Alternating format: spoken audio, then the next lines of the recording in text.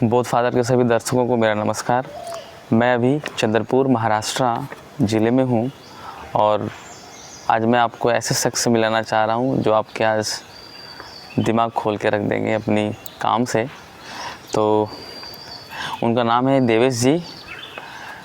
आचार्य प्रशांत गीता सत्र से भी जुड़े हुए हैं और उनसे ही प्रेरणा लेकर के एक महारथी काम के लिए बाहर निकले हैं। अब मैं इनका परिचय अच्छा है कि मैं इनसे ही मिलवा दूं आपको। तो बातचीत शुरू होने जा रही है देवेश जी के साथ। देवेश जी, आपका बहुत बहुत सबसे पहले नमस्कार। चंद्रपुर की धरती पर आपका अभिनंदन। तो आपको देख करके ऑटोमेटिकली कुछ सवाल मेरे मन में आ गए हैं। और ये सवाल बहुत ज़रूरी भी है, इसलिए बातचीत करना आपसे बहुत ज़रूरी है, क्योंकि जो कार्य आपने संकल्प लिया है देखने में तो छोटा है, लेकिन हर बड़ी आग एक चिंगारी से शुरुआत होती है। तो बिना देरी करते हुए जो बोध फादर के दर्शक हैं वो भी इंतज़ार में है कि क्या बात होने वाली है। तो पहला सवाल है मेरा आपसे कि आप अपना एक शॉर्ट परिचय दे दीजिए। मेरा नाम है योगेश साखरे। अकोला सिटी में बाबुलगांव नाम का जो गांव है वहाँ पे मैं बच्चों को पढ़ाता हूँ और English speaking with life education इस नाम से मेरा इंस्टीट्यूट है। और इंस्टीट्यूट क्या, 3 गाँवों को मिला के जो 50 बच्चे हैं उनको पढ़ाना मेरा शौक़ बना और मेरा काम बना और जीवन बनने जा रहा है। और उसी बच्चों को 1 साल पढ़ाते पढ़ाते मैंने जो जीवन में सबसे ज़्यादा महसूस किया, जो प्रॉब्लम मुझे हुई, मेरे बच्चों को हुई, कि ये क्लाइमेट बहुत बदल रहा है और धूप बहुत बढ़ रही है और उसके ज़िंदगी पर असर हो रहे हैं, उसी असर को लेकर ये सफ़र चल रहा है।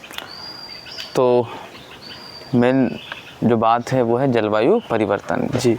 तो पहला सवाल मैं आपसे करना चाहूँगा, ये प्रवास कहाँ से शुरू हुई? ये मेरा सफ़र अकोला सिटी से ही शुरू हुआ, जहाँ पे मैं पढ़ाता हूँ।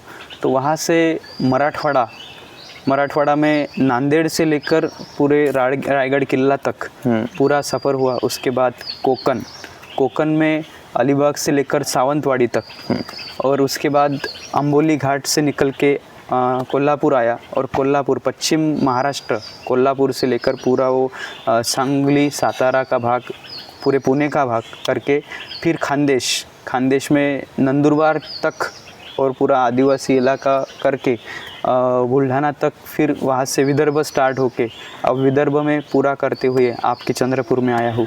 और अगले 4-5 दिनों में ये सफ़र समाप्त होने जा रहा है।